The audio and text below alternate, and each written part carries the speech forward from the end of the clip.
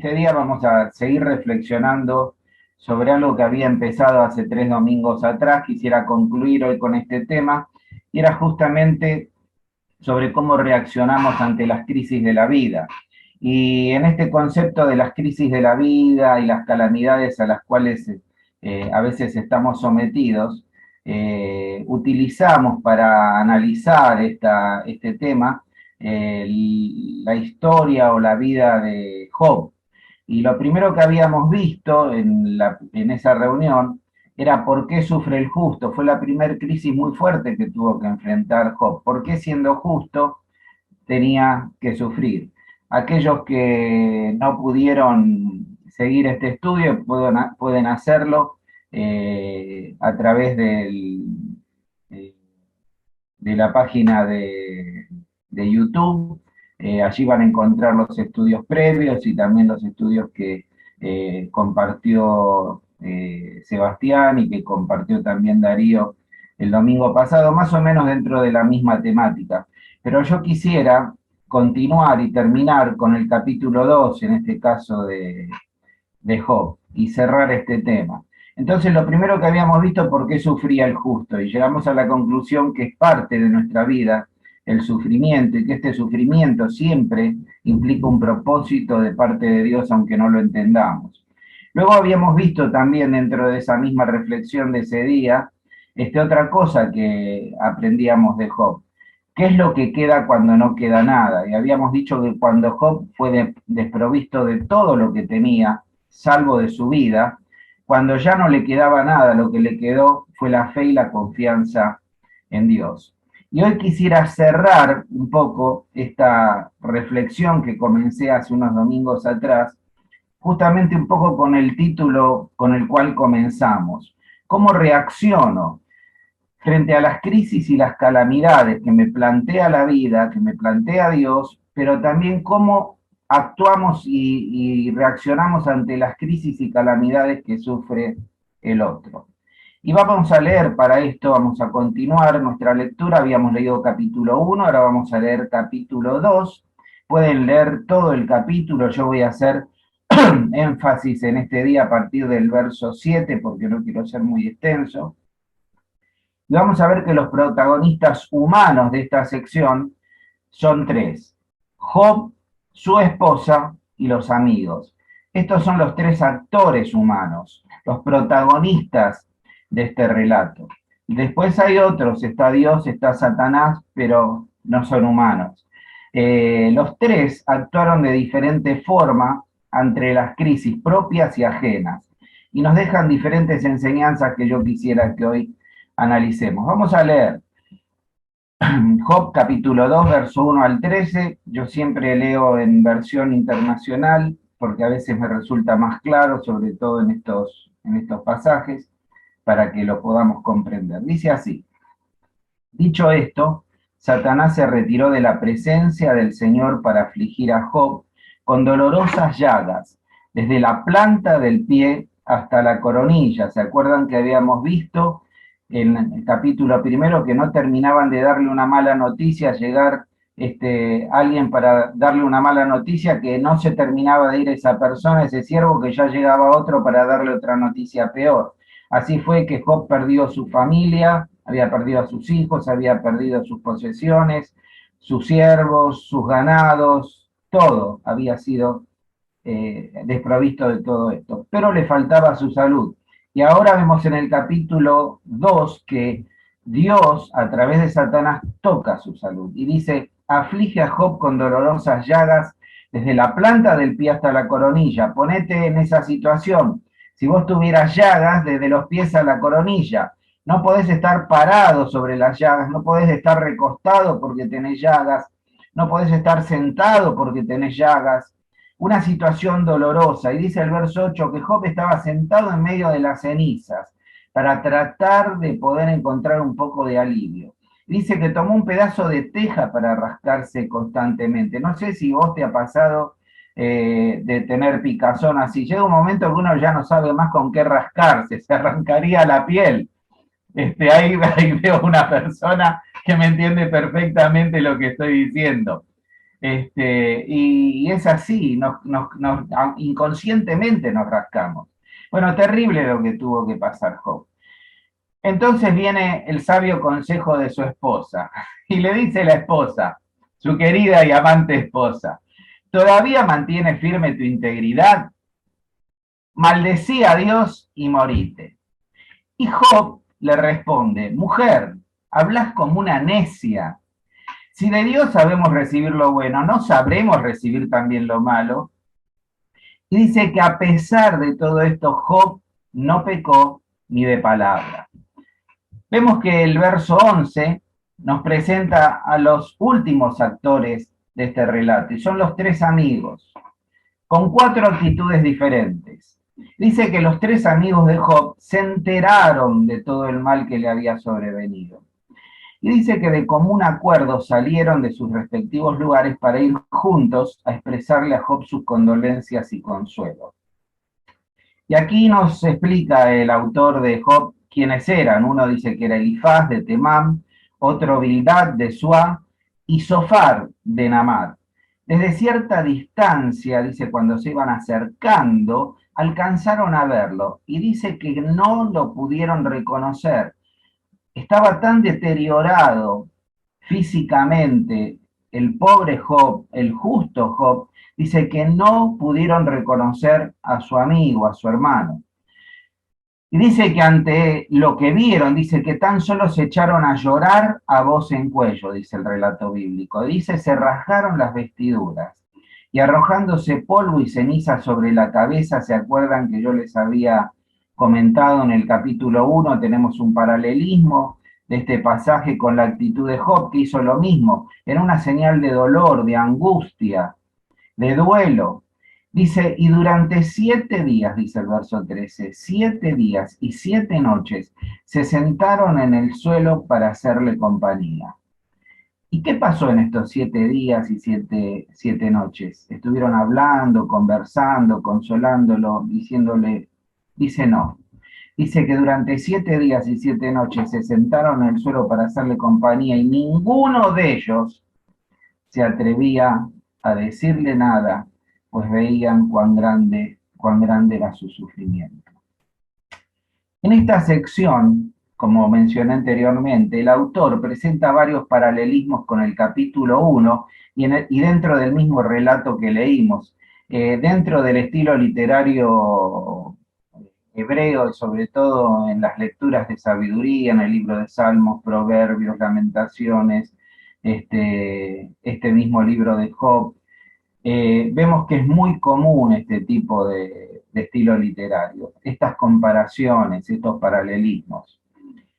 Y en primer lugar, el primer paralelismo que presenta es dos reacciones diferentes ante la misma prueba o calamidad. ¿Cuáles eran las dos reacciones? La de la mujer de Job y la de Job mismo.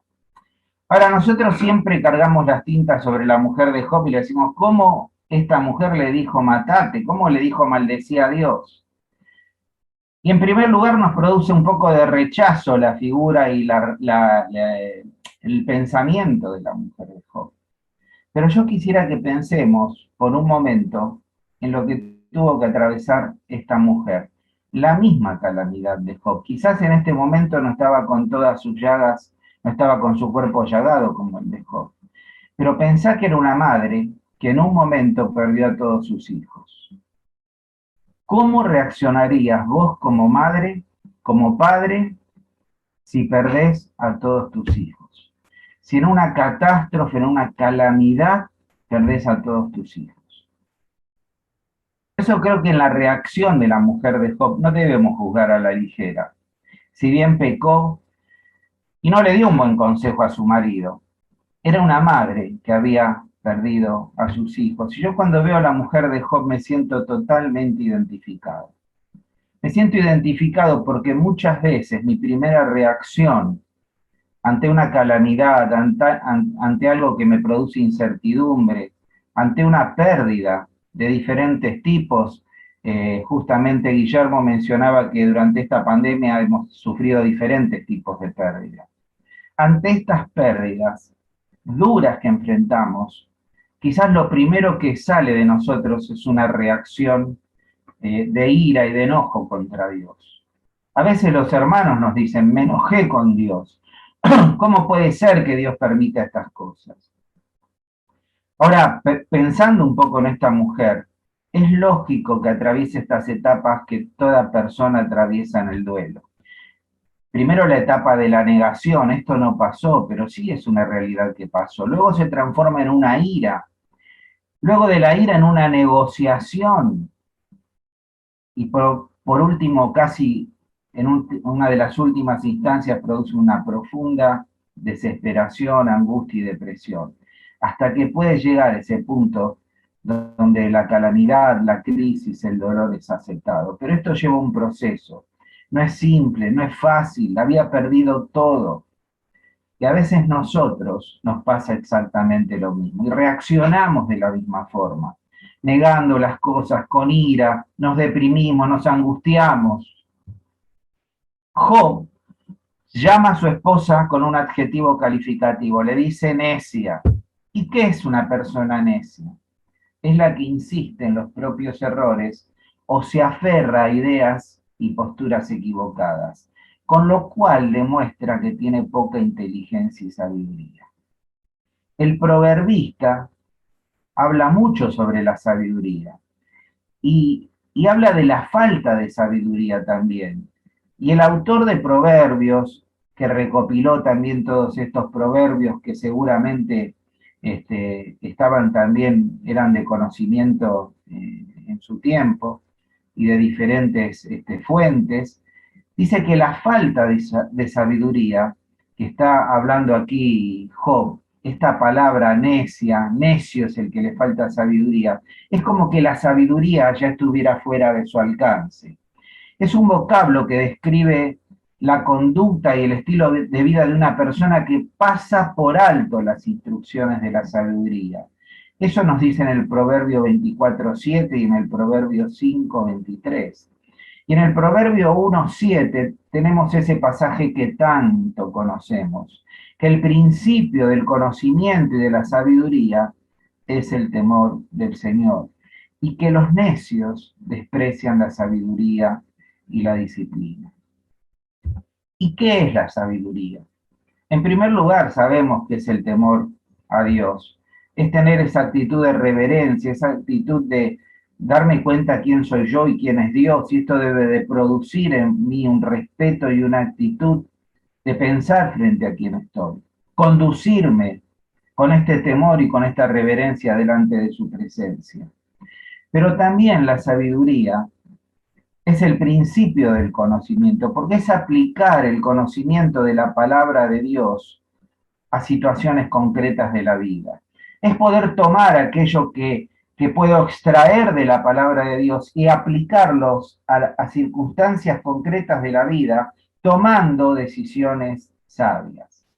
Cuando nosotros vemos que enfrentamos alguna circunstancia que nos plantea un dilema o diferentes tipos de opciones y no sabemos qué hacer, estamos confundidos, buscamos un consejo sabio.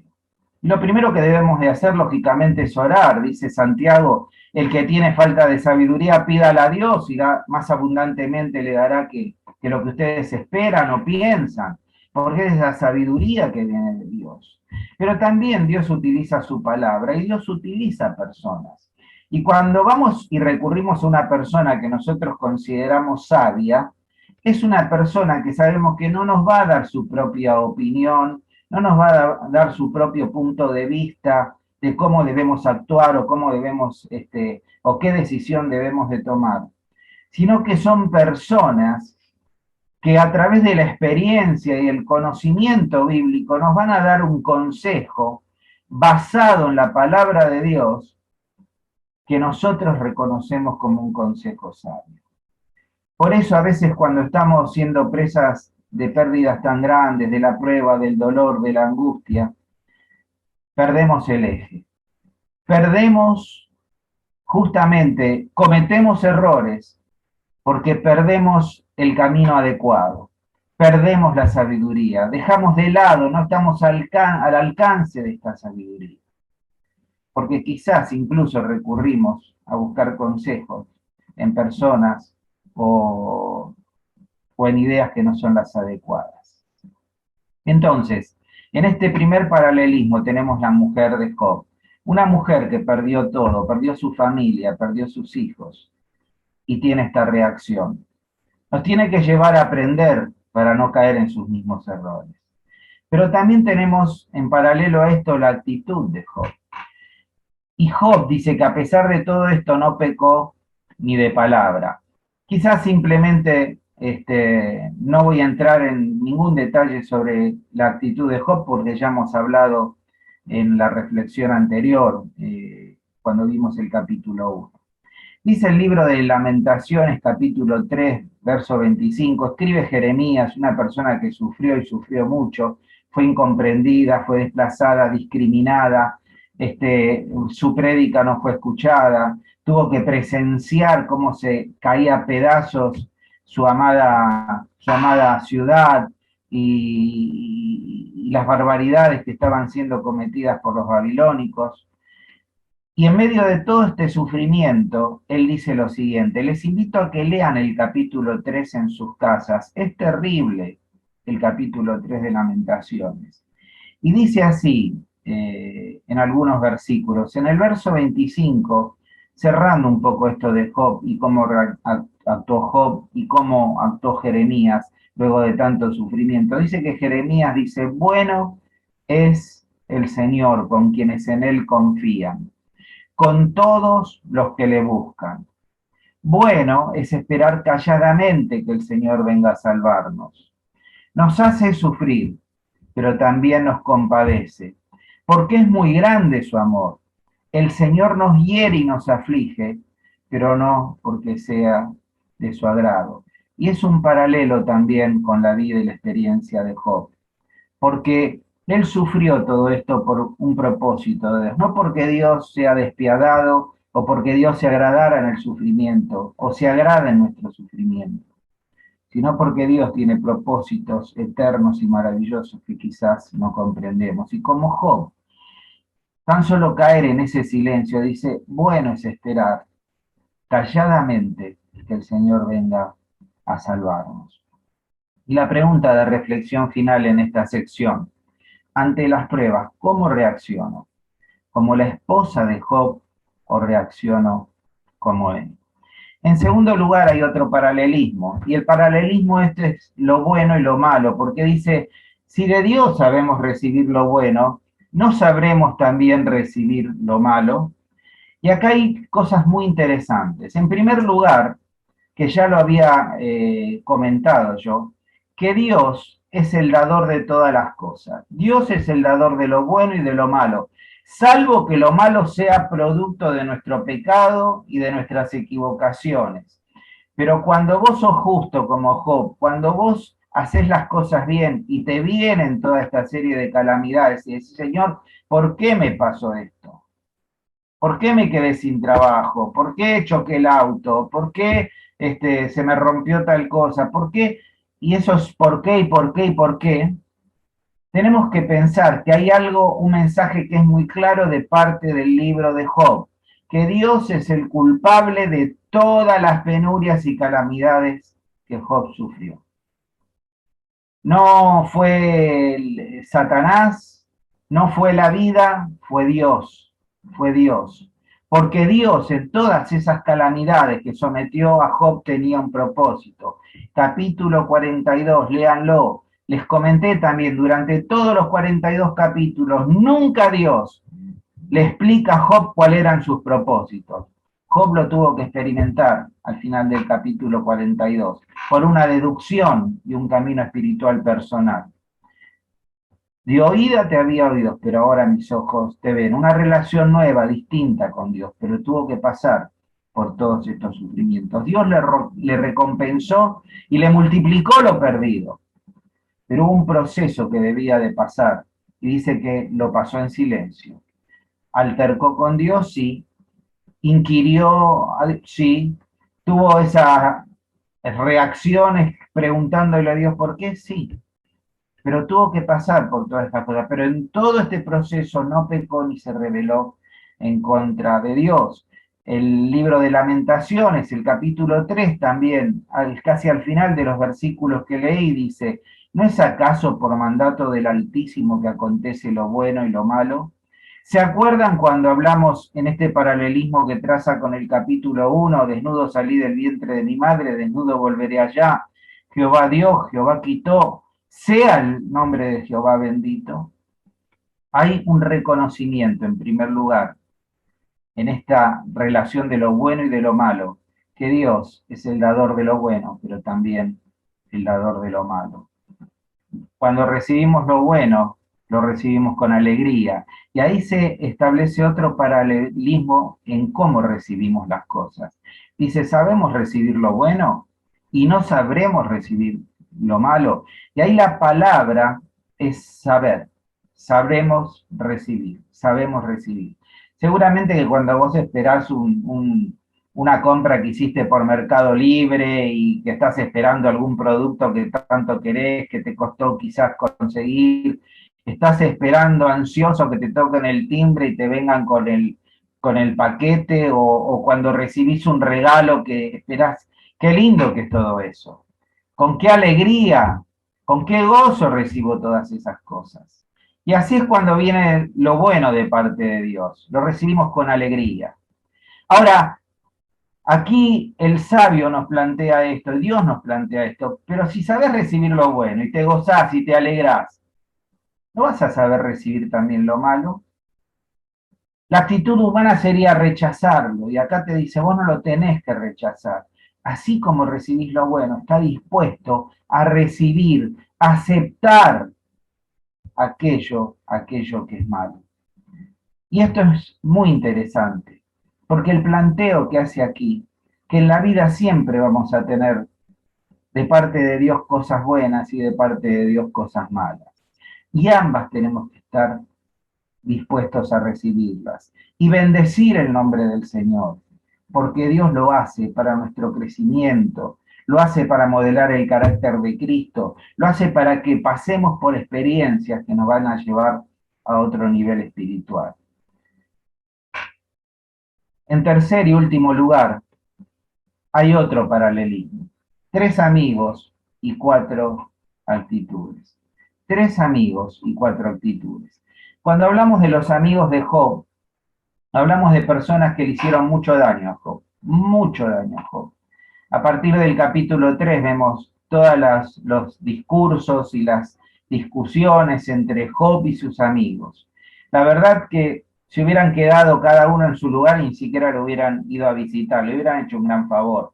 Los amigos no lo ayudaron mucho. Tanto es así que lean capítulo 42, Dios condena y juzga la actitud de los amigos y los obliga a arrepentirse de todo el daño que le hicieron a su siervo Job.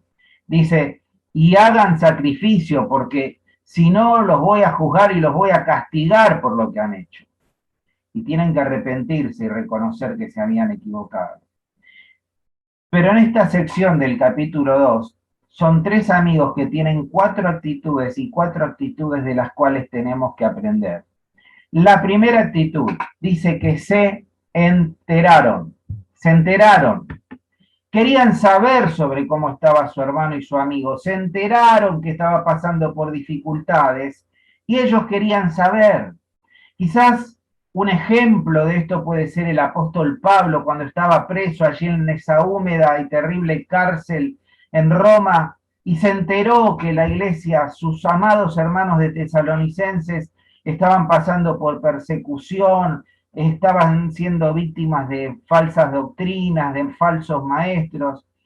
Y dice allí escribiendo en 1 Tesalonicenses 3:5: por eso, cuando ya no pude soportarlo más, cuando ya no pude soportar más no saber cómo estaban mis amigos, cómo estaban mis hermanos, aún yo estando en la cárcel, aún pasando una penuria terrible, aún esperando mi juicio y la muerte, la preocupación de Pablo era cómo estaban sus amigos, cómo estaban sus hermanos. Y dice: cuando no pude soportarlo más, verso 5, mandé a Timoteo a indagar e informarme, a preguntar, a averiguar, a investigar qué, cómo estaban acerca de su fe. si su fe se mantenía firme, si su fe se había debilitado. No sea, dice el apóstol escribiendo esta carta, no fuera que el tentador los hubiera inducido a hacer lo malo y que nuestro trabajo hubiera sido en vano. Qué corazón el de Pablo, qué corazón, estando en calamidades, estando siendo víctimas de tanto sufrimiento y dolor. Eso no le impedía pensar en aquellos que tanto amaba. Ahora no quisiera ahondar más en este concepto porque les prometí ser breve, pero les dejo algunas preguntas de reflexión para que vos las contestes en tu casa, las contestes en lo íntimo de tu corazón. Hermano, ¿te importan verdaderamente tus hermanos? O sea, seamos sinceros delante de Dios, ¿me importa saber cómo están mis hermanos? ¿Me importa saber de los problemas y las dificultades de mis hermanos que puedan estar atravesando? ¿A cuántos hermanos llamaste en estos últimos meses o días para saber cómo estaban, para compartir un tema de oración, o para preguntarle, mira, no te veo hace rato ni por el Zoom, ni sé nada de vos, ni escribís en el WhatsApp, ¿qué te está pasando? ¿Qué necesitas? ¿Estás con alguna dificultad? ¿Te importa saber de tus hermanos? ¿A cuántos llamaste? Llevo una lista de oración con el nombre de cada uno de ellos. Porque cuando oro por un hermano me estoy interesando, investigando, involucrando en su vida. Cuando no me llaman o cuando me parece que no se preocupan por mí y me considero el ombligo de la iglesia, me quejo cuando esto pasa. A veces hablas con hermanos y se quejan, y dicen, a mí no me llaman. Bueno, yo te estoy llamando en este momento, no, pero a mí no me llaman. No se preocupan por mí. Y la pregunta que surge aquí es, ¿vos te preocupás por los demás? ¿Vos has llamado a los demás? A veces nos pasa también y en la función de liderazgo, en la función pastoral. Es como que la gente está esperando que vos los llames, que vos te preocupes, que vos estés a su lado en todo momento. Pero ¿cuántas veces recibo llamados de hermanos para saber cómo estamos, si necesitamos algo, que se estén preocupando por nosotros? ¿Cuántas veces?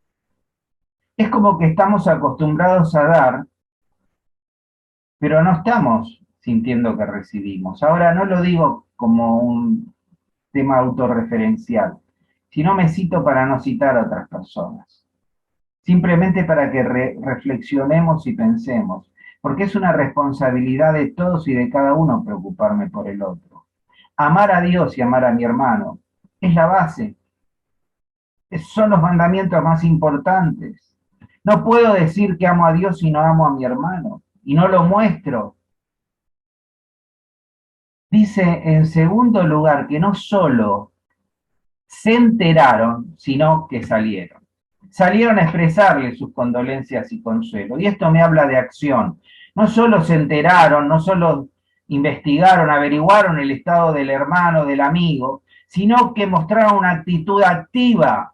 Pablo dice, mandé a Timoteo, no bastó la noticia, algo había que hacer.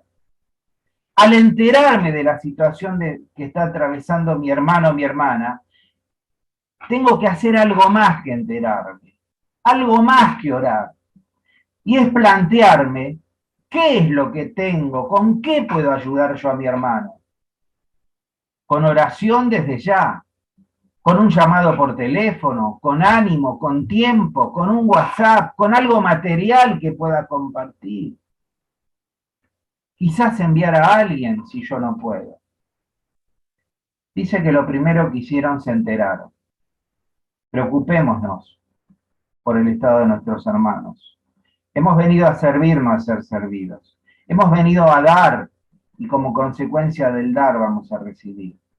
El Señor lo dijo, no amamos a Dios porque nosotros lo amamos primero, sino porque Él nos amó. Mostrá ese amor en la práctica y vas a ver que los demás se van a empezar a preocupar también por vos, cuando vos mostrés preocupación hacia los demás.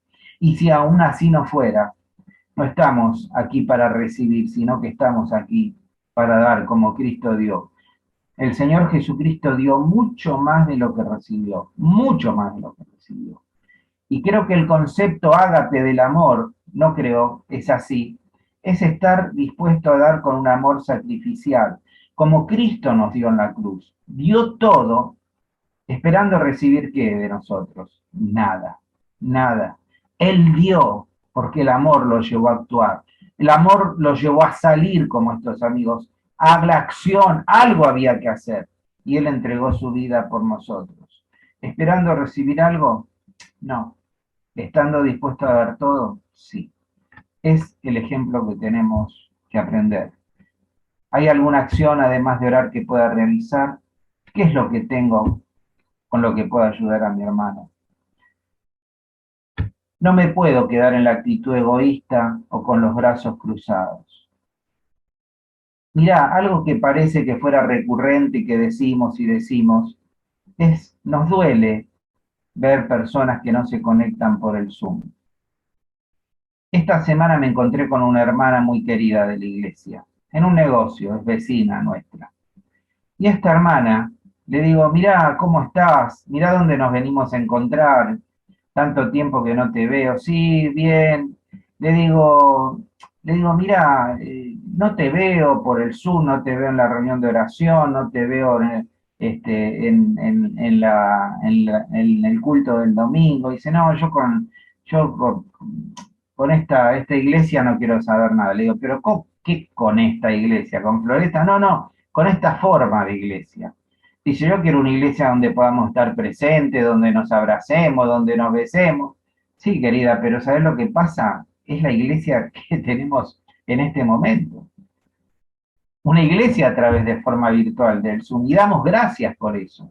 Y yo le decía, no sabes qué bien que me hace ver a mis hermanos. No sabes qué bien me hace compartir la palabra con ellos, la cena del Señor, los símbolos.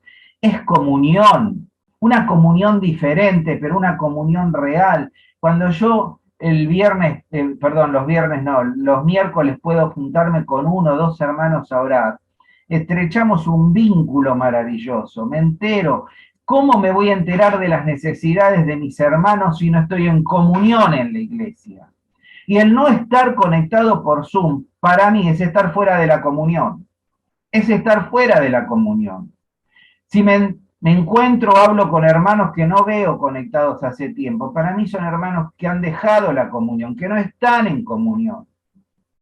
Porque la comunión es esto, es verte, es hablar, es compartir, como alguien decía al principio, esas charlas. Es poder reunirme con mi hermano el miércoles y orar y compartir mis cargas. Es ser bendecido al escuchar la palabra de Dios. Dice allí, avanzando con el capítulo 3, Pablo de Timoteo, dice, pero ahora Timoteo volvió de Tesalónica. Dice, nos ha traído buenas noticias de la fe y del amor que ustedes tienen. Nos dice que siempre se acuerdan de nosotros con cariño y que tienen tantos deseos de vernos como lo tenemos nosotros de verlo a ustedes.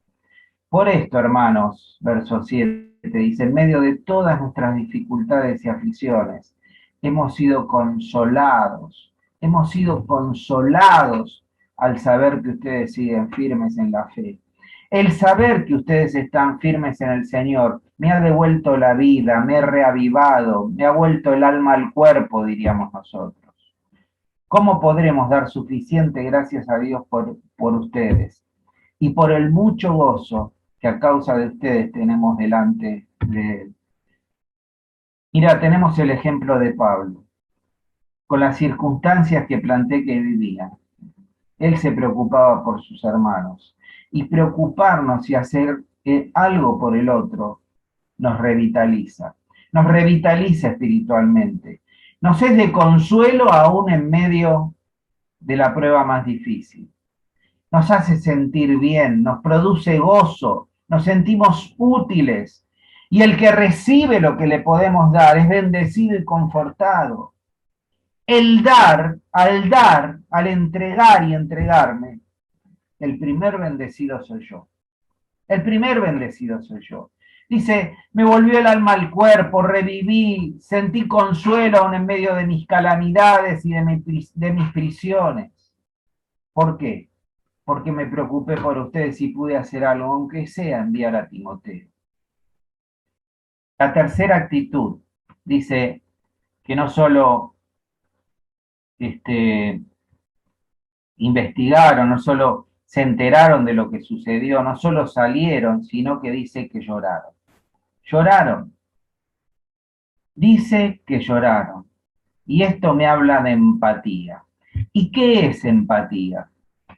Cuando se habla de empatía se hace referencia a una habilidad tanto cognitiva como emocional o afectiva de cada individuo, en la cual este individuo es capaz de ponerse en la situación emocional del otro.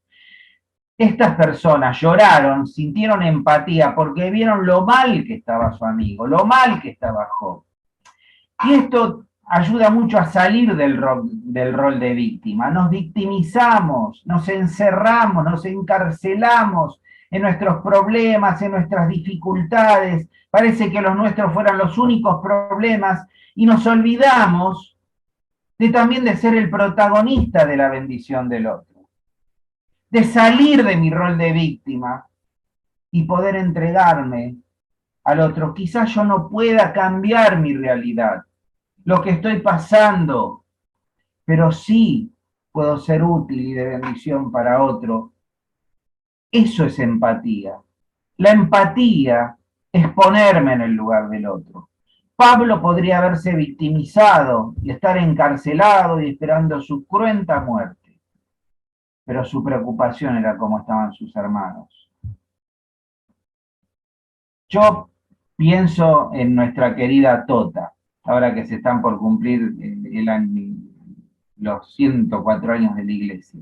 Y si algo nos llamaba la atención de nuestra queridísima y amada Tota, es que mientras que atravesaba esos momentos tan duros de su enfermedad, aquellos que hemos podido estar en algún momento en contacto con ellos, y yo que a veces hablaba o ella me llamaba, ¿cuál era su preocupación? Su preocupación eran sus vecinas, eran todas aquellas personas que ella había llevado a Cristo. ¿Cómo estarían si ella no estaba?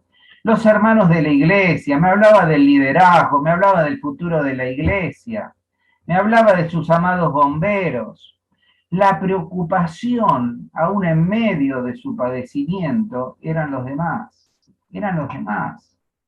Ahora, tenemos el ejemplo de Pablo, tenemos el ejemplo de Tota, tenemos tantos ejemplos de tantos hermanos y hermanas, mi madre también, que no quiero volver siempre sobre el mismo tema de mi mamá. Es así, porque no hay peor cárcel que encerrarnos en nosotros mismos y en nuestras dificultades y problemas, porque nos quita la posibilidad de trascender a nuestra situación y de ser de bendición para los que nos rodean. ¿Se acuerdan? ¿Se acuerdan cuando yo hablé de qué queremos ser? Si queremos ser zanahoria, huevo o café. Todos habían soportado la misma prueba, la misma temperatura del agua, pero el café había cambiado su entorno. Pasó por lo mismo que pasó el huevo y pasó la zanahoria, pero el café había modificado su entorno. Se transformó en algo agradable, dulce y de grato aroma. Hermanos, tenemos que ser así. Tenemos que ser de bendición para los demás. Y por último, dice, la cuarta actitud, callaron. Dice que ninguno de ellos se atrevió a decirle nada, pues veían cuán grande era su sufrimiento. Investigaron, averiguaron qué le está pasando a mi hermano. Salieron, no se podían quedar sin hacer nada. Y cuando llegaron y lo vieron, dice que lloraron al ver su estado. Pero en cuarto lugar, callaron. Y esta primera parte del libro de Job concluye con una escena de completo silencio. En el capítulo anterior, trazando un paralelismo, dice que ante todas estas cosas que Job había sucedido, ¿se acuerdan? Manifestó su dolor, se inclinó en tierra y se quedó en silencio, adorando a Dios.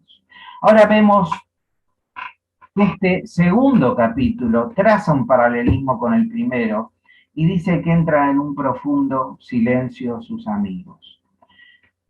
Los amigos de Job, al contemplar su estado y su dolor, se acercan. Y el texto nos dice que por 7 días estuvieron en absoluto silencio.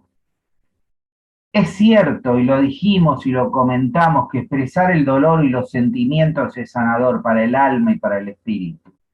Cuanto más profunda sea nuestra angustia, mayor es la necesidad de sacarlo afuera, mayor es la necesidad de que no quede en nuestro interior para ser reprimido y oculto y que eso nos enferme y nos dañe emocional y psicológicamente. Pero hay etapas, como dije, del sufrimiento en las cuales, así como es necesario exteriorizarlo, a veces es necesario el silencio y el recogimiento tanto del que sufre como de aquellos que lo acompañan. Pero casi siempre ante el dolor de los demás, y cuando son pruebas muy duras y pérdidas muy grandes, lo más recomendable es un silencio empático.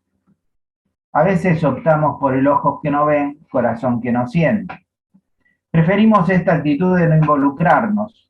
Preferimos esta actitud de no querer ver para no tomar conciencia de la situación.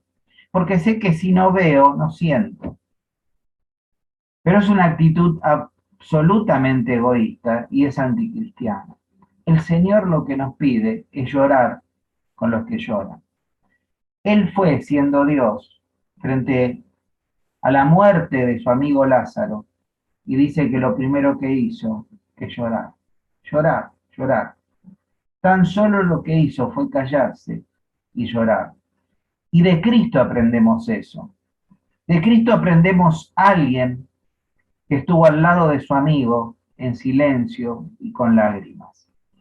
Cuando nuestros ojos contemplan el dolor de los que amamos o de los que nos rodean, esa empatía silenciosa, yo les aseguro que es más consoladora que una ráfaga de palabras que intentan explicar quizás lo inexplicable o decir lo indecible. Hacemos más daño al hablar y al querer explicar lo que está sucediendo que al guardar una actitud empática y silenciosa. Estar allí al lado, llorar con el que llora, cerrar mi boca, estar en silencio, pero hacerle sentir todo a mi amor y mi consuelo, estando a su lado, quizás poniendo mi mano sobre su hombro.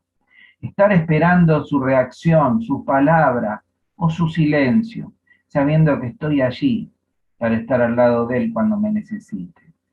Callar y llorar, llorar con los que lloran, es la respuesta más elocuente, el estar allí, al lado, para abrazar, para comprender, sin nada más que hacer compañía.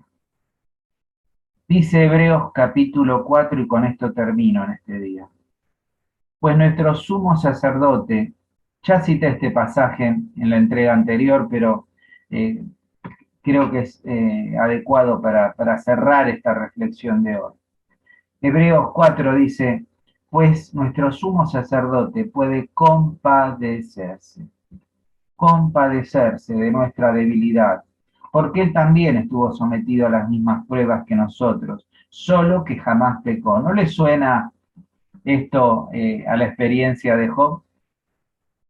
Dice, solo que jamás pecó. El Señor no pecó, el Señor sí que fue impecable. Job era un pecador en silencio. Job era un pecador que cayó ante toda su calamidad. Pero el único que nunca tuvo pecado fue el Señor. Pero dice que Él puede compadecerse de nuestra debilidad, porque Él estuvo sometido a las mismas pruebas que nosotros, solo que jamás pecó. Y nos invita a acercarnos con confianza al trono de nuestro Dios amoroso, para que Él tenga misericordia de nosotros y su bondad nos ayude en la hora de la necesidad. Ahora, quiero hacer énfasis en esta palabra compadecerse. Compadecerse es una palabra griega que se llama sympateo y la menciono porque es la palabra en la cual viene nuestro término simpatizar. Simpatizar. ¿Y qué es simpatizar? Simpatizar es sufrir con. Simpatizar es sufrir con. y expresa el sentimiento de uno que entra en el sufrimiento del otro y lo hace suyo. Eso es lo que hizo el Señor Jesucristo por nosotros. No sé qué puede estar, por qué circunstancia puedas estar pasando en tu vida, pero el Señor se preocupa por nosotros. El Señor no necesita investigar, Él está dentro nuestro, Él sabe lo que estás viviendo, pasando y atravesando. Pero el Señor nunca se queda en una actitud pasiva. El Señor actúa. El Señor actuó ante la realidad de nuestro pecado y se hizo hombre para tener esta simpatía, esta compasión, esta posibilidad de compadecerse, de estar en nuestra situación. Y Él nos entiende, nos comprende. Y gracias a que vivió esta experiencia humana, es que puede comprendernos, ayudarnos y darnos la solución y la salida a nuestros problemas. Por eso nos invita a acercarnos a Él. Por eso nos invita a recurrir a Él en todo momento. Es la mejor actitud que podemos tener. Quizás para guardar silencio, como hizo Job, adorar, contemplar y no entender. Quizás durante tantos años sin encontrar una respuesta, hasta el final, como dijimos, de ese capítulo 42. No sé cuánto durará la prueba. Allí Job dice que por 7 días y 7 noches. 7 es un número que nos habla de algo acabado, de perfección en la Biblia. Y quizás esté simbolizando en esta poesía, en esta escritura poética y proverbista de la sabiduría hebrea, de algo completo. Y la obra tiene, dice la palabra de Dios, un tiempo completo. Dios nos prueba por un tiempo específico. Y durante ese tiempo que Dios nos prueba, hay un comienzo, hay un proceso y hay una salida. Y el Señor ya tiene preparada la salida y sabe hasta qué punto vamos a poder resistir. Pero no está probando mi fe, simplemente está ayudándome a que a través de la prueba mi fe pueda ser ejercitada y pueda crecer en la fe y crecer en la madurez y crecer en la relación con Dios. Las personas que mucho han sufrido desarrollan una sensibilidad hacia el otro y una espiritualidad que no se puede lograr por otros medios. Por eso, como comentamos al principio, no vamos a saber recibir de Dios lo malo, así como recibimos lo bueno. En todo sea el nombre del Señor bendito. Y saber que no estamos solos. Saber que aquel que simpatizó con nosotros, que puede compadecerse, que puede ponerse en nuestra piel y sentir lo que sentimos, aquello que te parece que, y decís, nadie me entiende, nadie sabe lo que me está doliendo y cómo me duele, nadie sabe el abandono que estoy sufriendo, nadie sabe lo que pasa por mi interior. Dios lo sabe. Dios lo sabe, el Señor lo sabe. Así que yo te invito en este día para cerrar que recurras al Señor, que pongas tu vida, tu fe, tus preocupaciones, tus problemas, tus dificultades en sus manos, porque dice la palabra que Él tiene cuidado de nosotros. Él tiene cuidado de nosotros. Nada escapa a su soberanía, nada escapa a sus propósitos. Oremos a Dios en este momento, inclinemos nuestros rostros, estemos un momento en reflexión.